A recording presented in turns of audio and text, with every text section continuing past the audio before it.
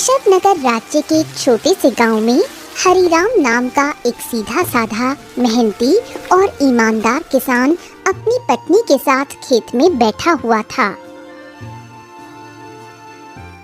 देखना, हमारी फसल इस साल बहुत अच्छी होगी। हाँ, क्योंकि मेरी मेहनत के साथ साथ मेरे खेत की जमीन पर तुम्हारी मेहनत का पसीना भी शामिल है अर्चना।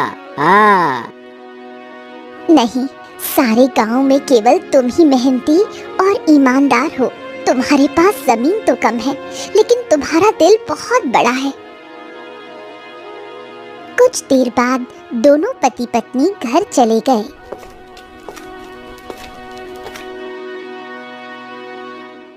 मैं तुम्हें एक बात बताना तो भूल ही गई, घर में लकड़ियां खत्म हो गई हैं।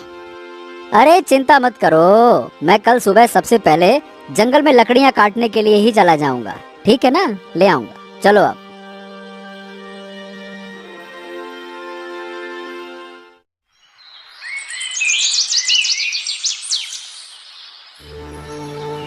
अगली सुबह हरिराम लकड़ियां काटने के लिए जंगल चला गया।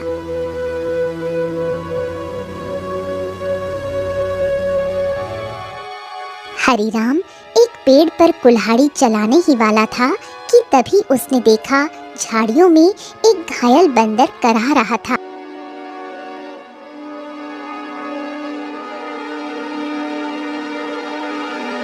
हे भगवान, बाप रे, इस बंदर को तो लगता है किसी ने बुरी तरह से घायल कर दिया है। जरूर किसी जंगली जानवर ने इसके ऊपर हमला किया होगा।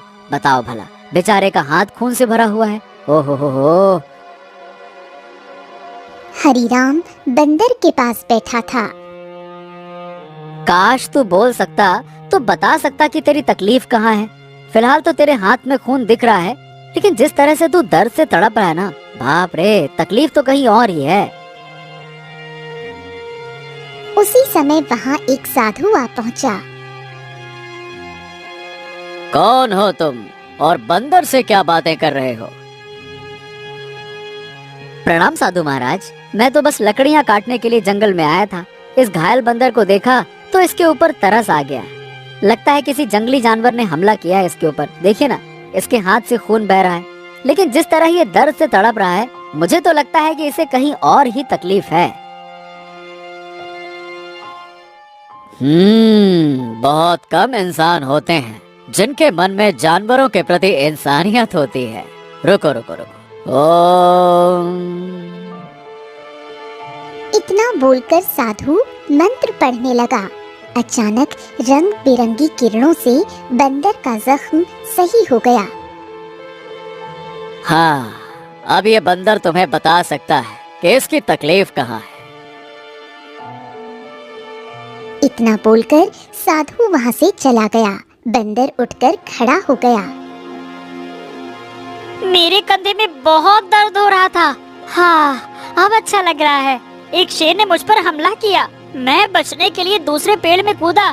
शेर का पंजा मेरे हाथ में लगा और मेरा हाथ घायल हो गया। मैं पेड़ ही नहीं पकड़ पाया और मैं जैसे ही नीचे गिरा, बाप रे बाप, मेरे कंधे में बहुत चोट लग गई थी। अरे, तुम तो बिल्कुल मनुष्य की आवाज में बात कर रहे हो। ये कैसे संभव हुआ? जब साधु ने मंत्र पढ़ा ना, तब मुझे ऐसा लगा कि मेरे अंदर बात करने की शक्ति आ गई है। मैंने बोला और मेरी आवाज तुम तक पहुंच गई। लगता है ये चमत्कार साधु बाबा ने किया है। हाँ।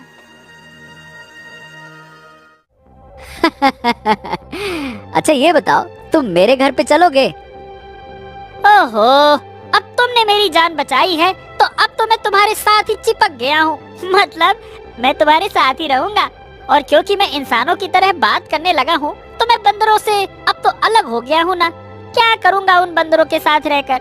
अब तुमसे बातें करूँगा जी भर के। चलो, तुम मेरा कोई अलग नाम भी रख सकते हो। बताओ बताओ, मेरा क्या नाम रखोगे? बड़े मजे की बातें करते हो तुम। चलो ठीक है, मैं तुम्हें आज से गोलू कह के पुकारूंगा। क्यों, कैसा नाम है? अच्छा नाम है ना? हाँ, अच्छा नाम है। चलो चलो चलो चलो, घर चलते हैं।